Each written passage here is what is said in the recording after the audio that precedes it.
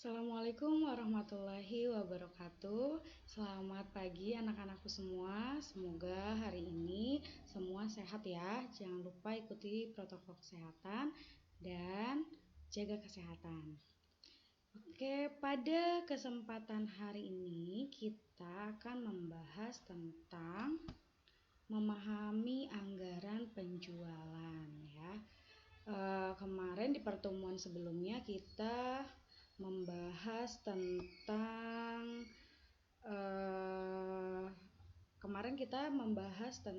anggaran pendapatan. Oke, sekarang kita lanjut ke anggaran penjualan.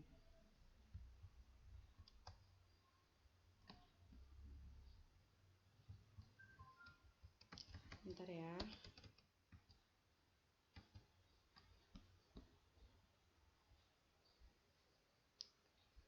Memahami anggaran penjualan.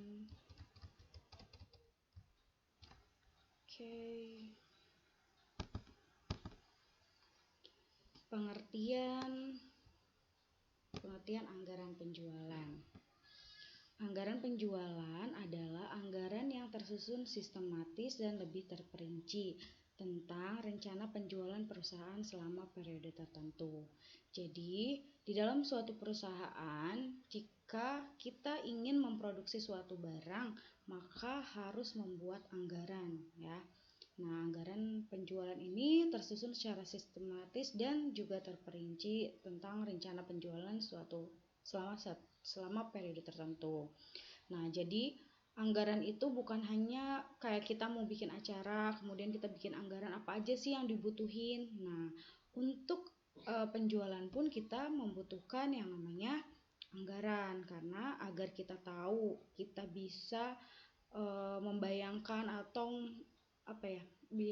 supaya kita bisa meramal berapa sih produk yang akan kita jual di periode tertentu. Kemudian pada anggaran tersebut terdiri atas jenis barang, jumlah barang, waktu penjualan, serta pemasaran. Nah, di dalam anggaran tersebut terdiri atas jenis barang, jumlah barangnya berapa, waktu penjualan, serta tempat pemasarannya. Penaksiran anggaran penjualan. Nah, ketika kita menganggarkan atau membuat anggaran penjualan, itu ada penaksirannya atau ada metode penaksiran. Pertama, penaksiran bersifat kualitatif. Nah, penaksiran bersifat kualitatif itu merupakan penaksiran yang menitikberatkan kepada pendapat seseorang. Jadi, kalau kita melakukan penaksiran yang bersifat kualitatif, itu kita ambil dari pendapat seseorang. Nah, pendapatnya, cara penaksiran ini umumnya terdiri dari, jadi pendapatnya diambil dari pertama manajemen puncak. Siapa sih manajemen puncak itu? Sebelumnya sudah kita bahas ya, manajemen puncak itu adalah paling atas di dalam suatu perusahaan, misalnya direktur, kemudian manajer ya, terdiri dari manajer operasional, manajer penjualan atau pemasaran, dan manajer produksi. Kemudian bagian penjualan. Nah, ini juga kita ambil pendapat dari bagian penjualan, bagaimana penjualan di periode sebelumnya dan lain sebagainya. Selanjutnya dari konsumen. Pernah nggak sih kalian misalnya mengisi kuesioner atau survei dari beberapa perusahaan atau produk? Nah, kalau kita mengisi survei tersebut, itu termasuk kita memberikan pendapat kepada perusahaan tersebut. Nah, biasanya kalau kita contoh deh, misalnya saya suka belanja di salah satu ini ya, di online, di Shopee misalnya. Nah, itu kadang-kadang suka kita dikasih survei bagaimana pelayanannya dan lain sebagainya, misalnya kayak gitu. Dan di aplikasi yang lain juga ada Nah, itu salah satu dari penaksiran yang bersifat kualitatif. Jadi konsumennya diminta pendapat tentang suatu produk atau perusahaannya. Kemudian distributor. Distributor itu adalah penyalur. Jadi barang dari perusahaan ke konsumen itu kan nggak langsung ya. Jadi ada distributornya, ada penyalurnya. Nah, distributor juga adalah salah satu cara penaksiran atau pendapat yang diminta atau yang dibutuhkan dari perusahaan jika metodenya adalah menggunakan kualitatif. Seperti itu ya untuk penaksiran bersifat kualitatif. Selanjutnya, yang kedua yaitu penaksiran bersifat kuantitatif. Nah, kalau kita yang sifatnya kualitatif tadi mengambil pendapat dari seseorang, kekurangannya kalau pendapat seseorang itu kan bersifat subjektif ya. Jadi kurang diragukan lah, masih diragukan. Kemudian kalau penafsiran yang bersifat kuantitatif merupakan penafsiran yang didasarkan pada hasil-hasil perhitungan dengan metode statistika. Nah, kalau penafsiran yang bersifat kuantitatif ini kita menggunakan metodenya atau cara perhitungan statistika. Jadi ini lebih akurat ya karena kita menggunakan angka. Selanjutnya metode penafsiran kuantitatif ini ada dua metode. Ada yang menggunakan metode tren bebas. Metode tren bebas adalah mengganti garis patah-patah yang terbentuk dari data historis menjadi garis lurus dengan cara bebas sesuai dengan intuisi dari orang yang bersangkutan. Jadi, dengan metode tren bebas ini kita membutuhkan histori dari produksi tahun sebelumnya, tapi kita hanya membutuhkan garis ya yang menghubungkan garis patah-patah. Nah, itu adalah garis lurus. Garis lurus tersebut nanti akan dibuat oleh seseorang. Nah, garis lurus tersebut itu dibuatkan oleh seseorang. Nah, orang tersebut kalau orang itu adalah orang yang optimis, dia pasti membuat garis lurus yang meningkat. Jadi otomatis produksinya akan meningkat daripada produksi tahun yang lalu. Nah, kalau dia orangnya pesimis, maka dia akan membuat garis lurusnya yang turun sehingga produksinya juga turun karena merasa mungkin produksinya sudah turun. Nah, itu ya. Jadi bagaimana orang tersebut, orang yang mengambil garis lurusnya, pesimis atau optimis. Jadi kalau pesimis meningkat, kalau optimis jadi menurun. Yang kedua metode trend moment, yaitu menggunakan hitungan. Udah kesana aja. Oke, pokoknya intinya yang menggunakan trend moment itu menggunakan hitungan statistika. Oke, sekarang contoh tren bebas. Nah, ini contoh dari tren bebas. Ini kan ada data periode tahun sebelumnya dari tahun 2001 sampai 2009. Ini yang diproduksinya. Nah, kita ambil diagramnya. Ini kita titik-titik di 2000 misalnya dia cuma 2, di 2001 3, terus sampai selanjutnya. Nah, kemudian kalau tren bebas kita tinggal ambil garis lurus aja gini. Nah, ya, jadi nanti di tahun 2010 kita produksi sekitar 25 produk. Gitu ya, itu yang tren bebas. Sekarang kita masuk ke contoh metode trend moment.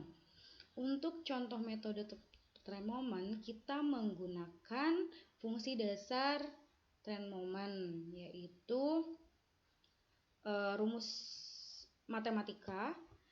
Ini ya, rumus matematika ada Y sama dengan A plus BX. Penentuan nilai A dan B dengan persamaan. Ini sigma Y dikurangi NA sama sigma Y sama dengan NA dikurangi B sigma X. Kemudian sigma X sama dengan sigma X dikurangi X1 sama dengan A sigma X1 ditambah BX kuadrat ya. Oke, kita langsung aja ke contoh. Ini contoh soalnya, nggak kelihatan ya. Ini contoh soalnya, sebentar. Nah, di sini ada data penjualan teh kemasan PT Daun Hijau Juli 2016 sampai Desember 2017. Di sini ada bulannya dari Juli 2016 sampai Desember 2017. Y ribu botolnya, ini berarti produksinya. Kemudian ini X itu diambil dari bulan pertama sampai bulan ke-18. XY itu perkalian dari X dan Y, dan X kuadrat itu kuadrat dari X. Jadi 1 pangkat 2 1, 2 pangkat 2 4, 3 pangkat 3 9, seperti itu. Nah, ini nanti dijumlahin, semuanya dijumlahin jadi sigma Y, X-nya dijumlahin jadi sigma X, XY-nya dijumlahin jadi sigma X, XY, dan X pangkat 2-nya dijumlahin semuanya jadi sigma X pangkat 2. Setelah itu kita masukin ke dalam rumus. Nah, ini ya. Ini sigma Y ya, ini yang udah dimasukin ke rumus. Kemudian kita pakai metode eliminasi. Nah, kita ambil dulu yang ini ya, yang lebih besar di atas, yang ini di bawah. Nah, udah, setelah itu ini kita kan mau eliminasi, kita eliminasi yang A ya, karena kita ambil angka yang paling rendah. Oke. 171 dikali 1, 171, 18 dikali 9,5, 171. Jadi di sini itu dikali berapa yang menghasilkan 171 supaya kita eliminasi yang A-nya ya. Selanjutnya kita lanjutkan ini dikali ini ya. Kemudian ini 171 dikali 1, kemudian 2109 dikali 1. Pindahin dia ke sini. Yang ini 40.000 dikali 9,5, kemudian 18A dikali 9,5, dan 171A dikali 9,5. Oke, tadi saya salah sebut ya, bukan 8,5 tapi 9,5. Setelah itu ini dikurang habis, ini 2109 juga dikurang 1624,5 jadi 484,5B. Setelah itu B-nya adalah 14.750 dibagi 484,5. Nah, dibulatkan jadi 30,44. Nah, B-nya sudah kita ketahui 30,44. Sekarang kita cari yang A. Nah, kalau kita cari yang A yaitu 40.000, kita masukin aja ke sini 18A tambah 171B. Jadi kita tinggal kaliin yang B-nya. B-nya 30,44. Nah, ini 794,74 dibagi 18 ya. Ini ketutup deh, ketutup jawabannya. Nanti kita lihat aja di slide selanjutnya. Nah, kayak ini adalah hasilnya. Jadi yang tadi itu Y aksen, jadi kita nanti cari Y aksennya.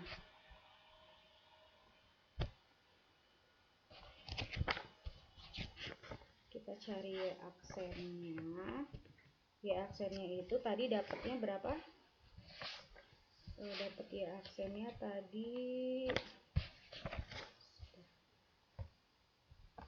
Y aksennya 1,933 dikali 30,44X ya. 1933 ditambah 30,44X itu adalah Y aksen yang kita hitung dari eliminasi tadi.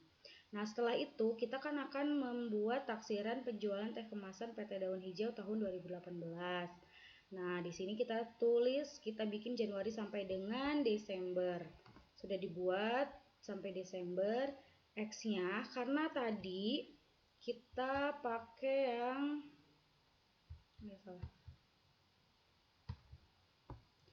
karena kita tadi pakai yang nah ini,